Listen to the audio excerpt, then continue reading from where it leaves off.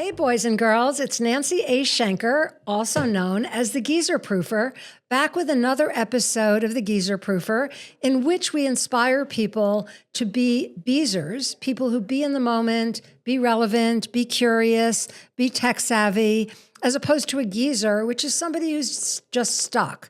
No judgment. A lot of people just like to stay where they are, and that's fine. But as we get older, there sometimes is a tendency for us to reminisce about the old days, to expect things to be as they were.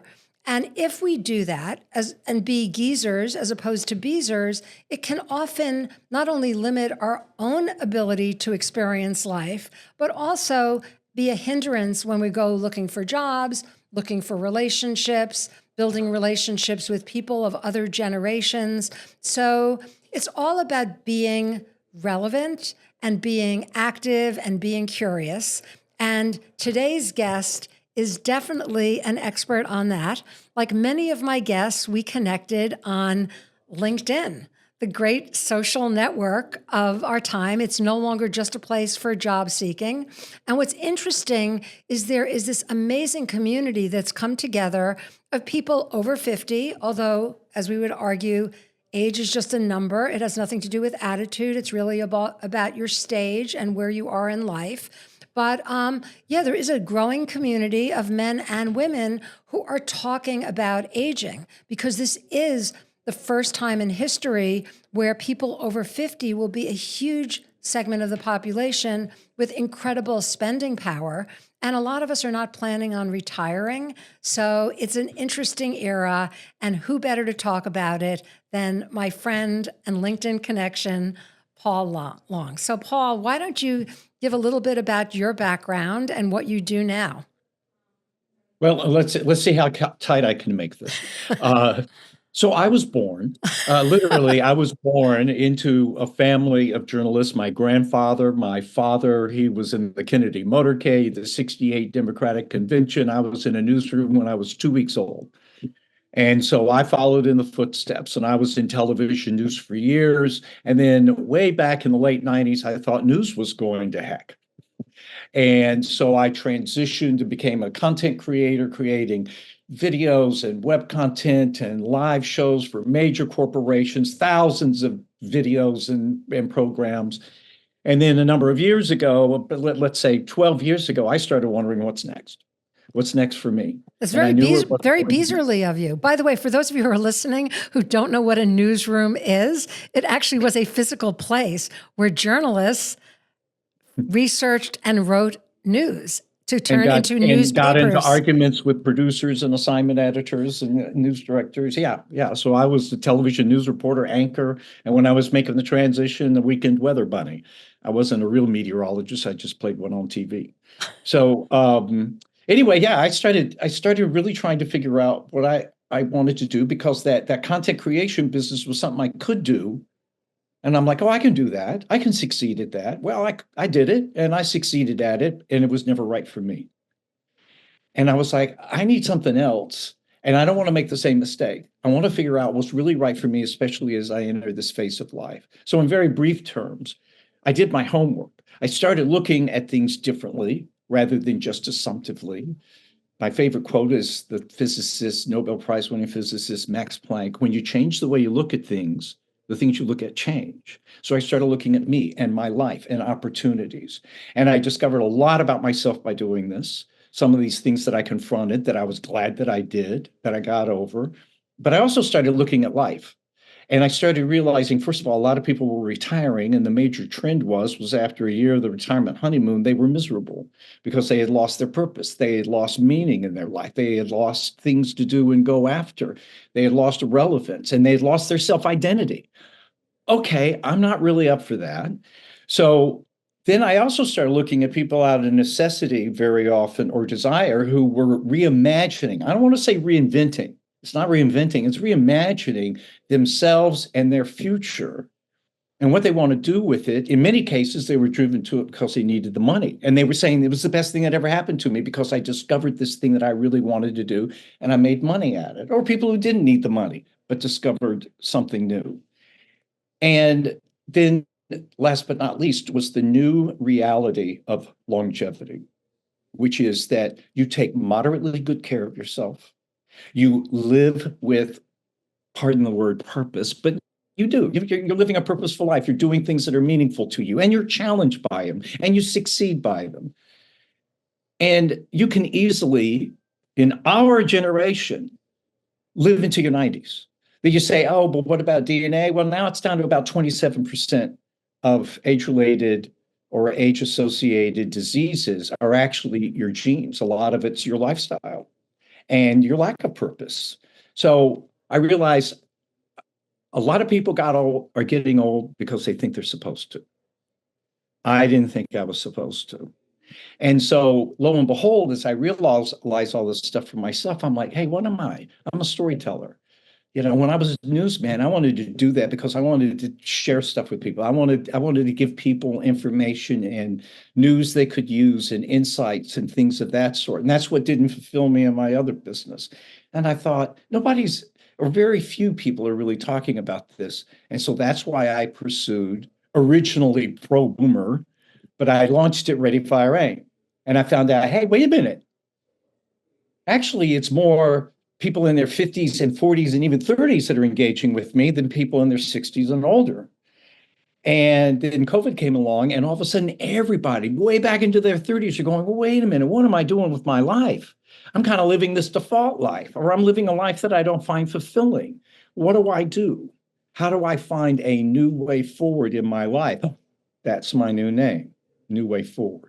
So what I offer people is, first of all, the awareness of this new reality and the unbelievable freaking opportunities that are out there to reimagine yourself and your life and what you're doing. And then how to do that, change the way you look at things, approach to determine what is really ideal for you. And Beautiful. only you. So the title of this episode relates to figuring out who you are in your 60s by looking back to the 1960s. And before we got on air, we were talking a little bit about that era. I was born in 1956.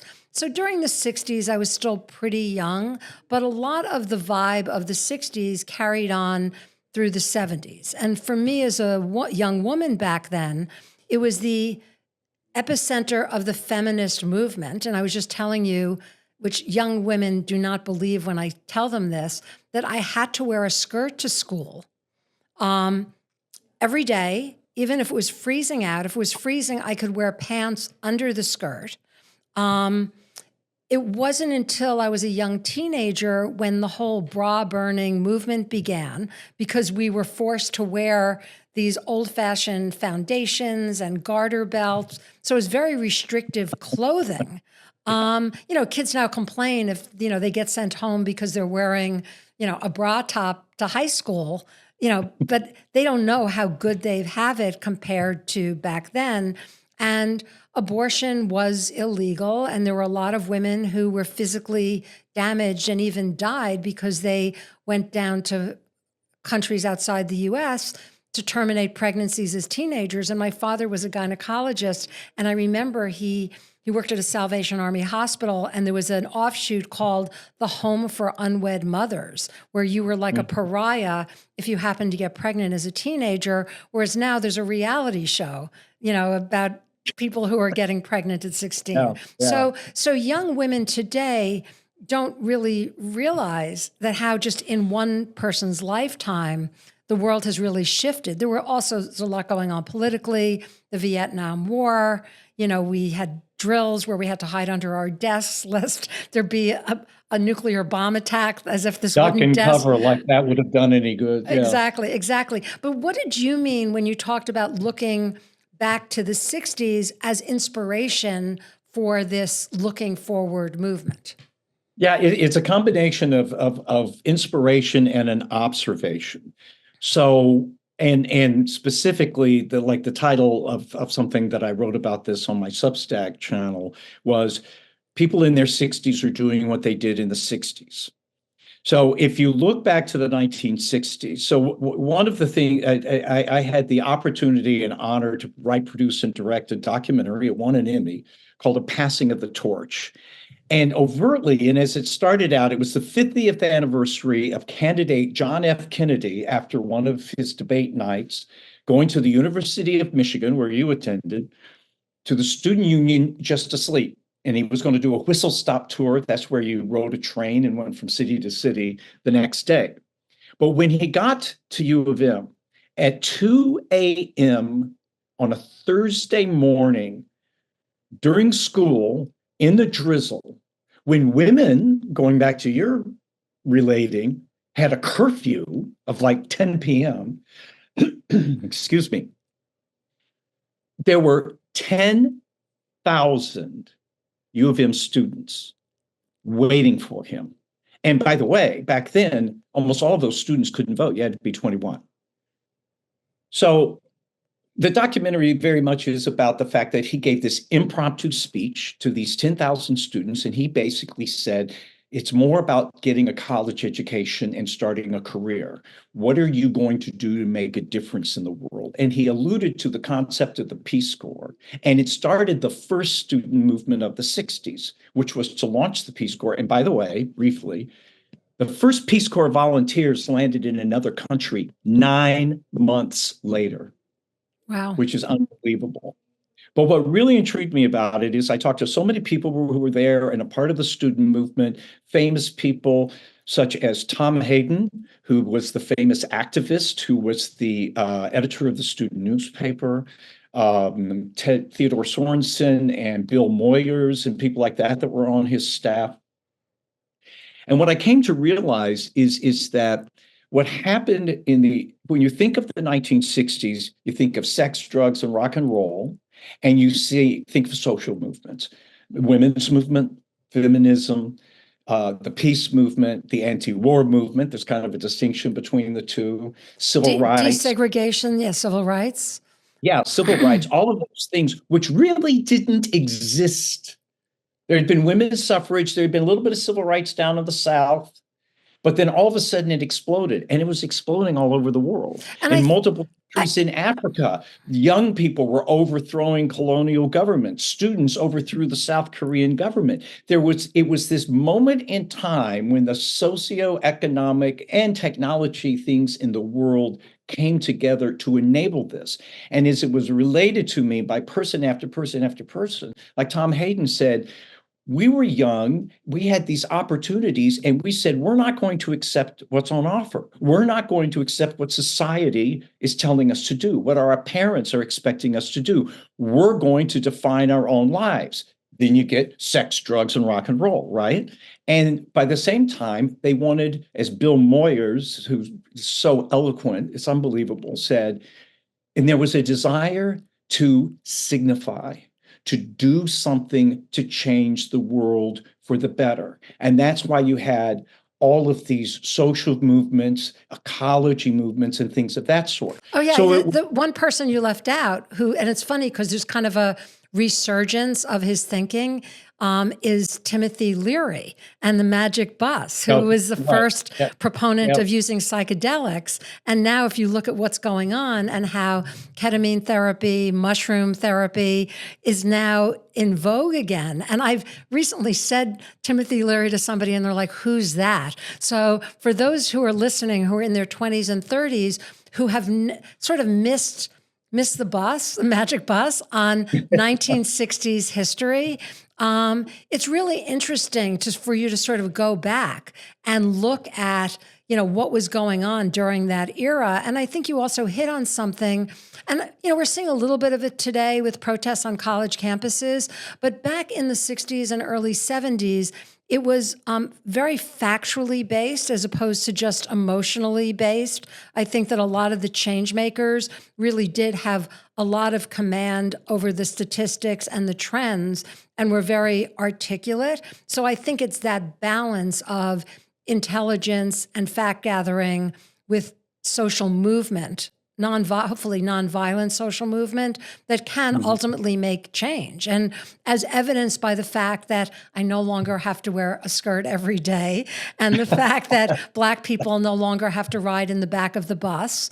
And, there is just, again, people who are growing up today, yes, there's still a lot to be fixed, a lot, But when you look at the 60s and how they did really transform a society, and when we talk about ageism, which is still very prevalent in our society, I think that our generation does need to kind of look back on what we did and who we were back in that era and not lose our fight, because it is very easy to say, well, this young person, made this comment about old people, and, we just kind of sat there and took it. In fact, I had this conversation with an acquaintance because Lifetime Fitness just limited the hours that people who are on Medicare can work out. And I understand they need to limit my hours because they're being paid less. But I said, let me choose which 3 to 6 hours a day I work out. And they said, don't make a fuss. You'll ruin it for the rest of us. But it's not in my nature not to make a fuss, because I'm a child of the late 60s and 70s. And making a fuss was the way that we made change and changed thinking. So talk to me a little bit more about what else you think from the 60s we can take to this decade to become the best versions of ourselves. Well, and that's the payoff of all this. So if anyone, especially that's a younger adult, might be going, okay, great, fine, thanks for the history lesson. Here's the relevance of it to today in a couple of respects. Number one, everything that we see today, so much of what we see today is a result of that change. And you kind of touched on it a couple of times. So what happened is that the gatekeepers, the people in power, were killed off and the walls were broken down. What's venerated today? The 27-year-old entrepreneur. Well, back in the 60s, the closest thing to a 27-year-old entrepreneur would have been a pot dealer, right? But who came out of those 60s? Jeff Bezos, Sir Richard Branson, Steve Jobs, that whole concept of tearing down. You couldn't imagine to be an entrepreneur unless you were over 50. Jane Fonda, Gloria Steinem. I had to throw a couple of women in there just to balance it out. But yeah, there were a lot of women change makers who are still speaking up. Jane Fonda just said she spent her 82nd birthday in jail because she's very actively involved in the climate change movement. Mm-hmm. Mm-hmm. And just started a nonprofit in her 80s. It completely changed the narrative and opened the door. Now, somehow, we got screwed, you and I, because, we were looked down upon when we were young, and now we're looked down upon because we're older. But that's what the people who are in their 60s are doing again, is they're saying, wait a minute, this concept, this stereotype, this presumption and assumption of what it means to be over fill in the blank, whatever. In Silicon Valley, it's 38. If you're older than 38, you're washed up, they think, or 50 or 60, that you're done, just go away, Or look at the Instagram feeds for fashion brands. It's very, very rare that you see a woman over 50 wearing a major fashion brand, and yet we control $70 billion in disposable spending. So, there's no Madison Avenue anymore, but the advertisers are making a horrible mistake just selling to youth, because there are people like us who have money to spend. Many of us have grown kids now. We don't have the expenses we had of a mortgage and putting kids through college. So yeah, we buy clothes, we buy cars, we buy vacations, we buy homes. So we're still active and we're spending. And the marketers are making a really fatal mistake by not asking us for our money. Well, and if they do, they treat us with a stereotype, because, and I'm sorry, but it is typical, and I come from a marketing period too, because a lot of creative directors and such have no clue what this new reality is. And there are finally people talking about it. And not to digress too much, but I had a malicious pop-up on my laptop last week, and I brought it into Best Buy. And the good news was that the tech who was waiting on me was a young woman. So it's good to see more women working in tech.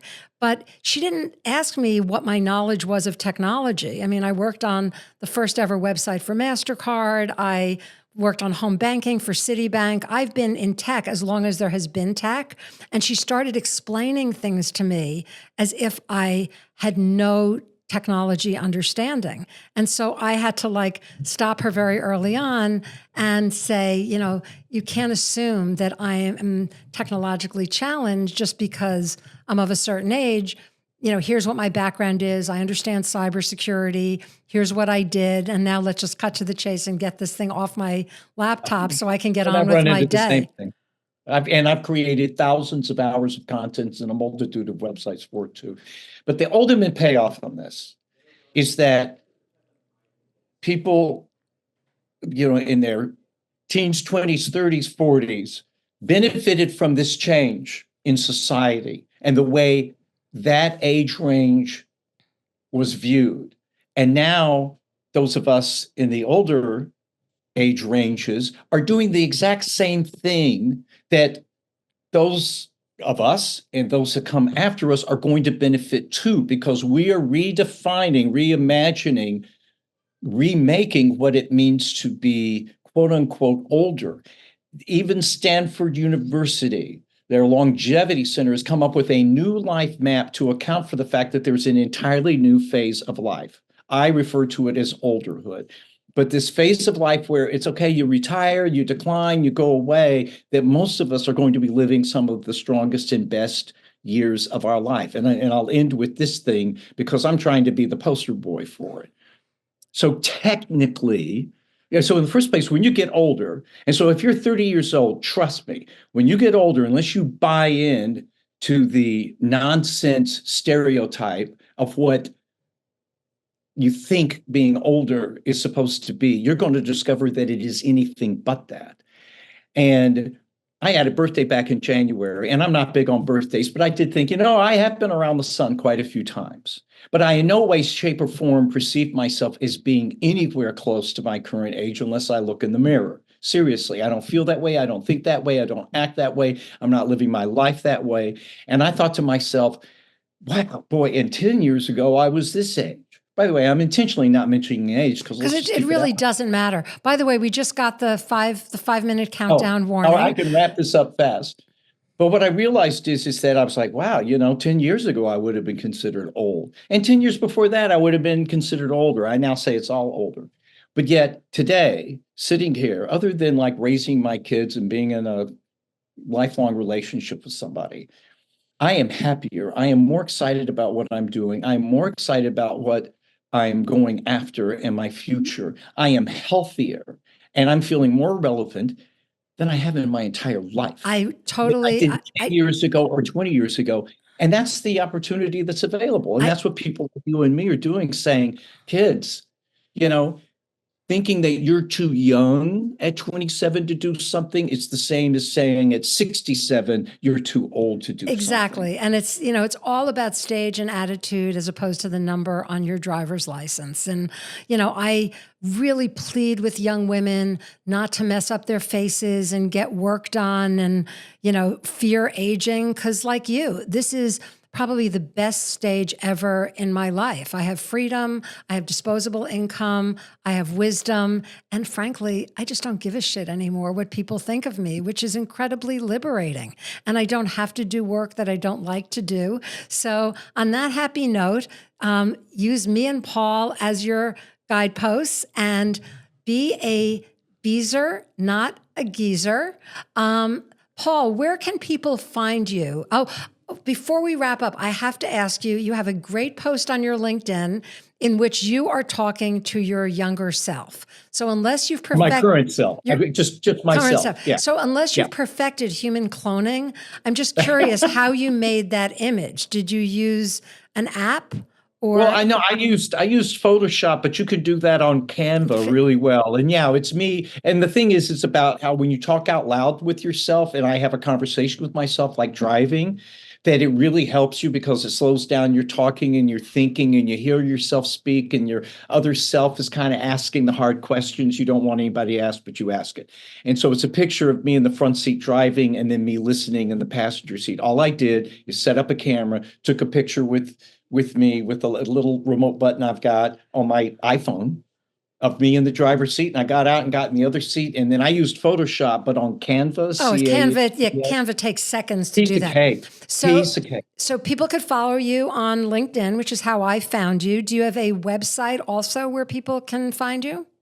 Yes, it's newwayfwd.com. So NEWWAYFWD, F for forward.com. And I urge you all to follow Paul. It's inspirational, it's educational at any age. And as we just talked about, if you're in your 20s, 30s, even if you're in your teens, like start reading this shit now, because we're all going to be up there one day, and you can't fear aging. It's an opportunity to really rediscover or discover who you always were. So, Hey, Nancy, 10 seconds. When I share this with people in their mid-30s about this new reality, they get so excited and they say, you know what, this changes my outlook on life right now. absolutely, absolutely. So you can find my podcast on Apple, Spotify, wherever you happen to get your podcasts.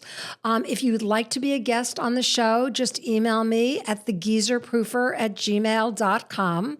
And feel free to follow me on social media apps. On most of the apps, I am on as the On Switch, TheonSwitch. And my link tree on Instagram is the place where you can find all of my other stuff, both professional stuff and personal stuff, my series about dating after 50, and some other juicy tidbits. So thank you for listening. And remember, be a beezer, not a geezer. Peace out.